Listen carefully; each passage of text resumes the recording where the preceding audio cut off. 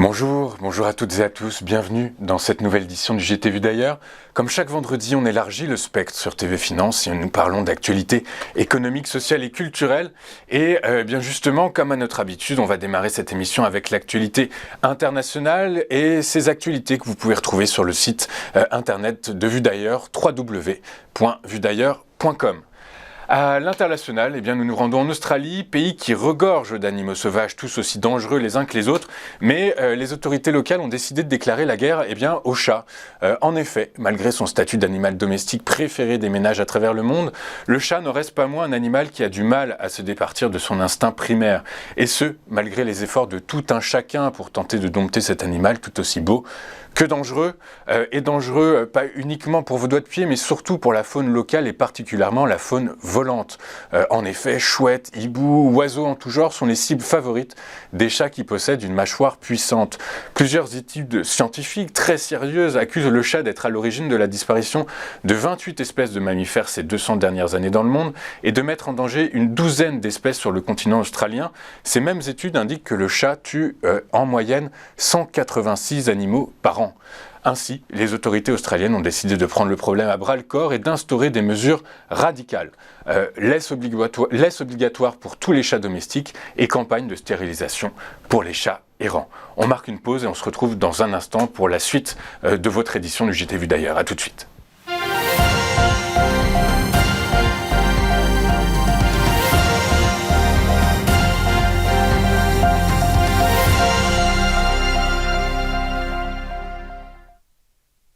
En France, le vieillissement de la population s'accélère et l'affaire Orpea replace au centre des débats la prise en compte du vieillissement.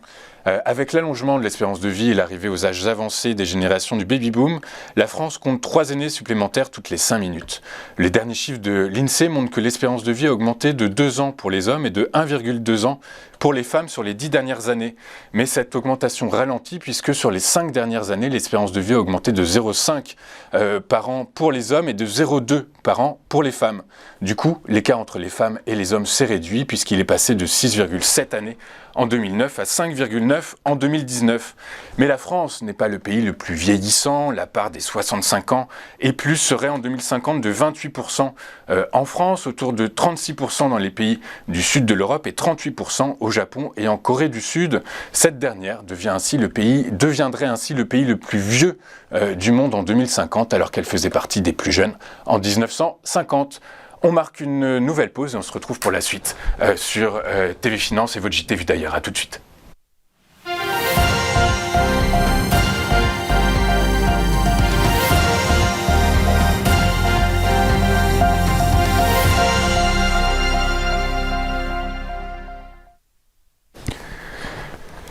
Et si Anne Frank avait été dénoncée par une autre famille juive, ni plus ni moins. Ce sont en tout cas les conclusions d'une enquête très sérieuse menée par une trentaine d'experts depuis 2015 et qui ont été reprises dans un livre publié en ce début d'année. Oui mais voilà, depuis lors, patatras, il y a quelques jours, l'éditeur néerlandais a présenté ses excuses et a annoncé la suspension des ventes de l'ouvrage. Et ce afin de vérifier la véracité de l'enquête. Cela aurait été bien évidemment que ce soit vérifié avant. Cette enquête évoque notamment une liste de juifs cachés conservés par le conseil juif et c'est cette liste, une anti-liste de Schindler finalement, qui aurait été donnée par le délateur de la famille Frank. Oui mais voilà, cette liste n'a probablement jamais existé. Pire encore, il s'agit tout simplement d'une fake news propagée par 3 collaborateurs nazis expliquant ainsi après-guerre que les juifs s'étaient déportés les uns les autres. On marque une dernière pause dans ce JT Vu d'ailleurs et on se retrouve juste après pour l'actualité économique et sociale avec notre interview du jour. À tout de suite sur TV Finance et dans votre JT Vu d'ailleurs.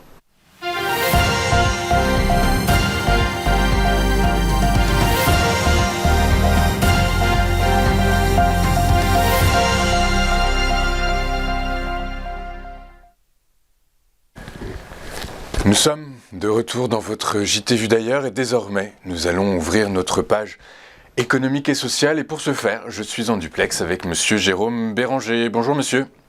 Oui, bonjour. Bonjour, vous êtes cofondateur et CEO de Goodalgo, une société experte en évaluation éthique du numérique. Vous êtes également chercheur associé à l'INSERM et auteur de plusieurs ouvrages, dont le dernier, La responsabilité sociétale de l'IA, paru en 2021 aux éditions ISTE Éditions.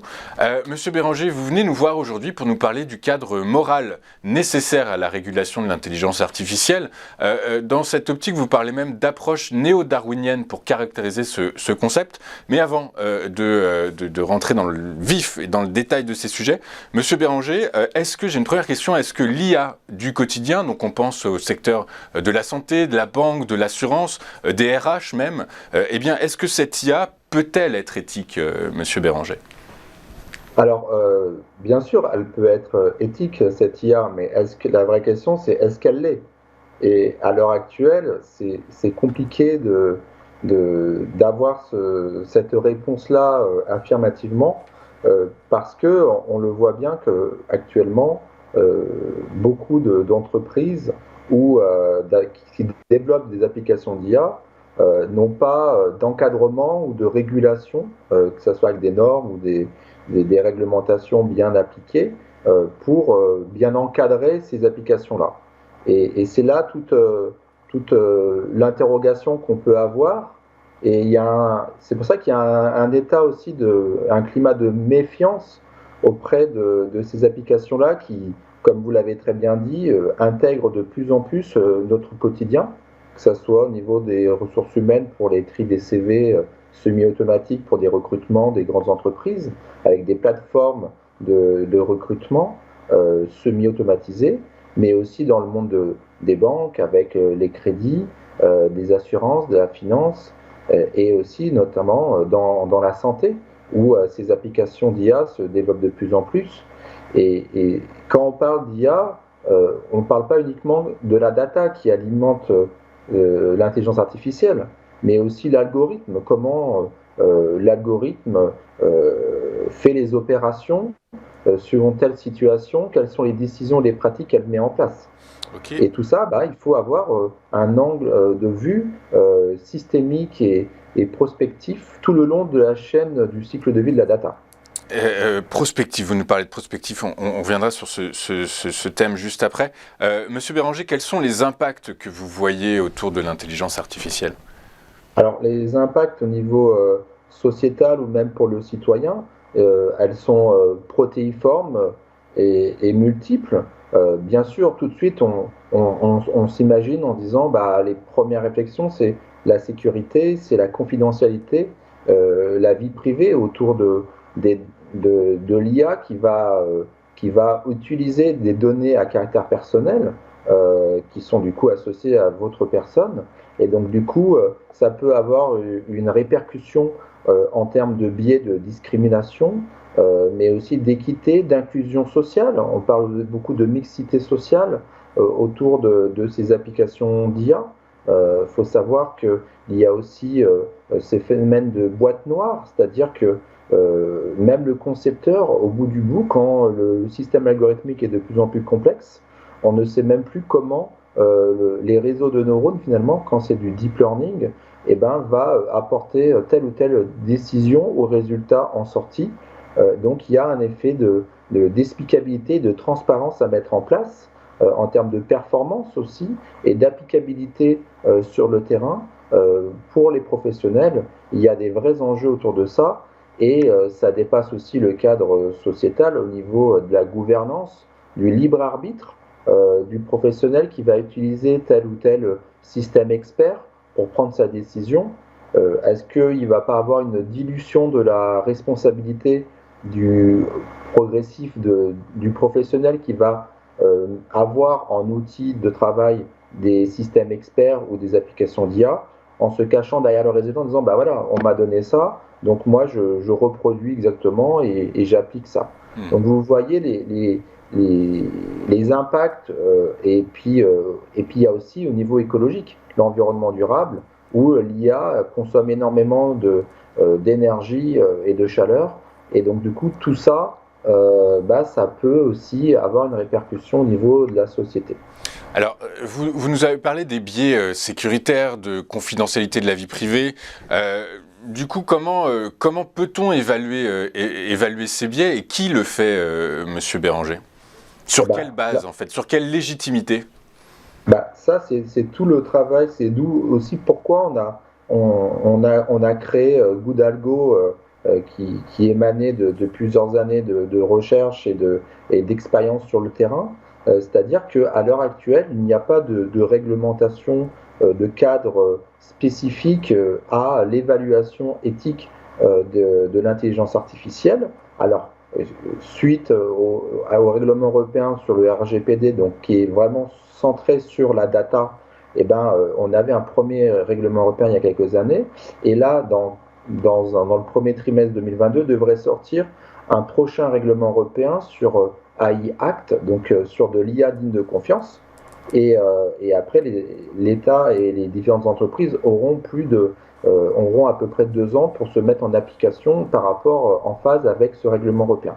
Et nous, au sein de Goodalgo, c'est ce qu'on a mis en place, c'est tout un système de régulation, d'évaluation éthique qui se décline en labels éthiques, notamment autour de ADEL, donc Algorithm Data Ethics Label AI Act, où dedans, en fait, on va auditer d'un point de vue systémique les projets digitaux, notamment qui incluent de l'IA, où dedans, on se pose des questions sur la conception, la mise en place et l'usage du projet numérique dans son intégrité, où dedans, on pose des questions sur tout ce qui est autour de la data, mais aussi de l'algorithme, du système ergonomique et interface qui est un peu la carrosserie du système d'information d'IA, mais également sur le contexte et aussi sur les pratiques et les décisions qui en découlent. C'est tout l'ensemble qu'il faut auditer, et en plus de ça, on met les mains sous le calpeau et dans le cambouis, c'est-à-dire qu'on fait un audit algorithmique où on a développé des méthodes de tests mathématiques statistiques qui permettent de mesurer et d'évaluer des engagements éthiques de l'IA avec des indicateurs bien identifiés qui sont la fiabilité, la robustesse, la qualité, mais également la discrimination et tout ce qui est autour de l'interprétabilité.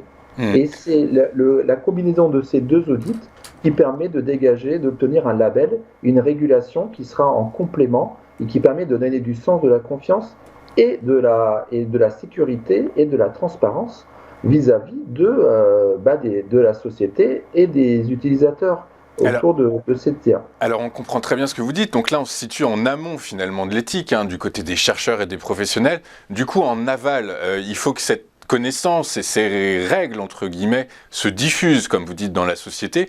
Comment est-ce qu'on peut faire pour accompagner ces applications de l'intelligence artificielle dans la société? Alors, l'accompagnement, elle se fait en aval, mais elle peut aussi se faire en amont. Donc, je m'explique. C'est-à-dire que l'accompagnement, pour moi, en mon sens, et c'est ce que nous aussi, au sein de notre entreprise, on développe en prestation de consulting, c'est toute une approche d'acculturation, de sensibilisation et de formation, dans un premier temps pour les professionnels.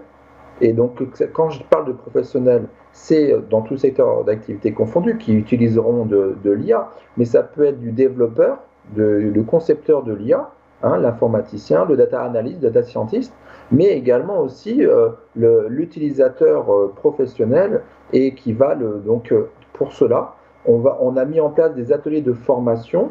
On leur incorpore aussi une vraie gouvernance, une vraie structuration au sein des entreprises, d'un département de l'éthique appliquée au digital. Et de plus en plus, on voit arriver cette tendance où, généralement, l'éthique dans une entreprise était portée par l'approche juridique et compliance quand c'est avec le digital.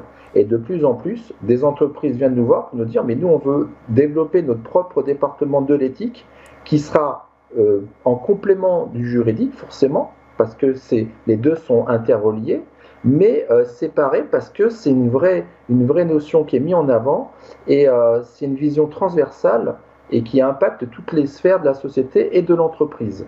Et donc on fait une acculturation professionnelle, mais il y a aussi, il ne faut pas oublier, donc il y a aussi un accompagnement, je pense, au niveau de l'enseignement supérieur, donc ça c'est avec ma casquette de chercheur enseignant, où aussi de plus en plus de modules et d'enseignement supérieur dans le digital va être mis en place et adapté, où on y intègre ces enjeux, ces risques éthiques, cette prise de conscience des professionnels dès le début de leur formation initiale, voire continue, pour qu'ils puissent être le mieux accompagnés. Et pour finir, il y a aussi un accompagnement de sensibilisation en aval aussi, mais de la société, de la personne lambda, pour qu'il y ait une vraie prise de conscience aussi des enjeux des risques éthiques de donner leurs données personnelles qui vont alimenter des applications d'IA et qui peuvent être malveillantes ou pas aussi en fonction. Donc il y a une vraie répercussion, une vraie prise de conscience.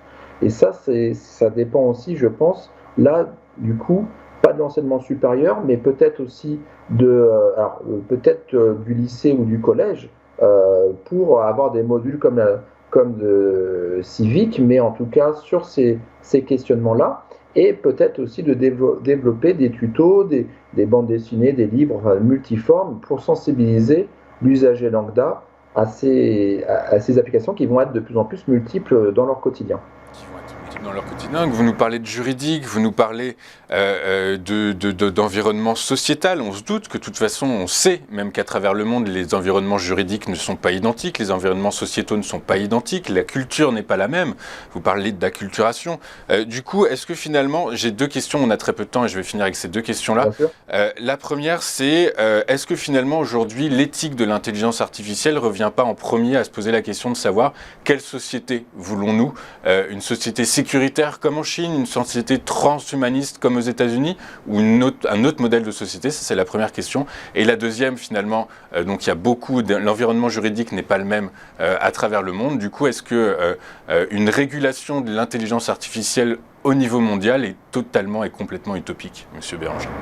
Alors, pour la première question concernant, du coup, quelle société on veut, on le voit bien que l'éthique, par définition, est impactée et influencée par le socioculturel, la géopolitique d'un pays, sa culture aussi, que ce soit religieuse, économique, politique, sociale, etc. Et donc, du coup, finalement, j'ai envie de dire, c'est par rapport aussi à notre identité. Et pour cela, il faut savoir quelles sont les valeurs qui nous réunissent tous en tant que société française, du coup, si on parle au niveau de la France. Mais il faut savoir que l'éthique est une pensée en mouvance, et donc elle fluctue avec le temps. C'est-à-dire que l'éthique d'aujourd'hui n'est pas la celle de hier, et encore moins celle de demain. Et donc, du coup, il ne faut pas la figer dans un carcan temporel, parce que vous voyez bien que sinon vous la dénaturez de son essence. Et donc, du coup, je pense que, alors après c'est ma vision occidentale et française, c'est que non, on veut pas, c'est pas dans nos codes et dans nos mœurs et dans une idéologie d'avoir une IA avec un cadre ultra sécuritaire et de surveillance surtout. C'est surtout ça, c'est pas surtout la sécurité, mais c'est la surveillance à la chinoise.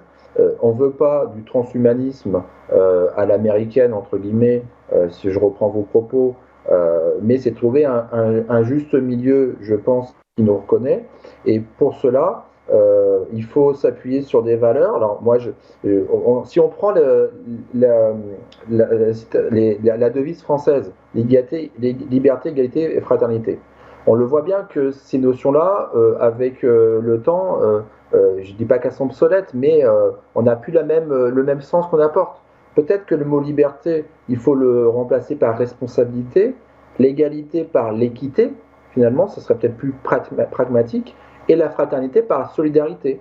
Et si on prend déjà ces trois piliers, je pense qu'on peut répondre à beaucoup de problématiques et d'encadrement autour de l'intelligence artificielle. Et pour finir sur votre dernière question, en termes de niveau de régulation mondiale, je crois, si c'était ça les propos. Au niveau mondial, est-ce que c'est utopique? Est-ce que ça peut exister finalement? Clairement, à l'heure actuelle, on peut dire que c'est utopique, en sachant qu'il commence à y avoir des moratoires autour des armes autonomes donc qui est au niveau mondial, pour que ça soit le moins en moins utopique, il faudrait que ça soit qu'on ait un cadre un cadre éthique autour de l'IA qui soit avec un socle intangible, qui soit porté par un organisme international type l'ONU, mais laisser, en mon sens, des pondérations ou des ajustements par pays pour qu'on puisse garder cette nature d'identification par pays. Parce que, encore une fois, parler que l'éthique en France n'est pas la même qu'en Chine qu'aux États-Unis, mais c'est même plus bas. C'est-à-dire que l'éthique en France n'est pas la même que celle en Espagne ou en Angleterre ou en Belgique ou dans d'autres pays comme l'Allemagne, parce que forcément, on a des cultures différentes et donc il faut prendre en compte ça. Donc, avoir un socle commun universel, oui. Une déclaration qui est portée par un organisme de référence mondiale, oui. Par contre, laisser des variables d'ajustement pour pas que ça soit quelque chose de figé, et que ça soit une régulation flexible par localisation, par pays aussi. Et je pense que ça dénaturera pas ça. Et là, par contre, ça sera moins utopique, je pense. Ok, très clair. Merci beaucoup, Monsieur Béranger, Jérôme Béranger, cofondateur et CEO de Goodalgo, chercheur associé à l'INSERM et auteur de plusieurs ouvrages, dont le dernier, La responsabilité sociétale de l'intelligence artificielle, paru en 2021 aux éditions ISTE Éditions. Merci beaucoup, Monsieur Béranger, d'avoir été avec nous ce matin. Votre JT Vu d'ailleurs, c'est fini pour aujourd'hui. Je vous donne rendez-vous évidemment la semaine prochaine pour une nouvelle édition. D'ici là, je vous souhaite une très bonne fin de journée et un excellent week-end. Au revoir.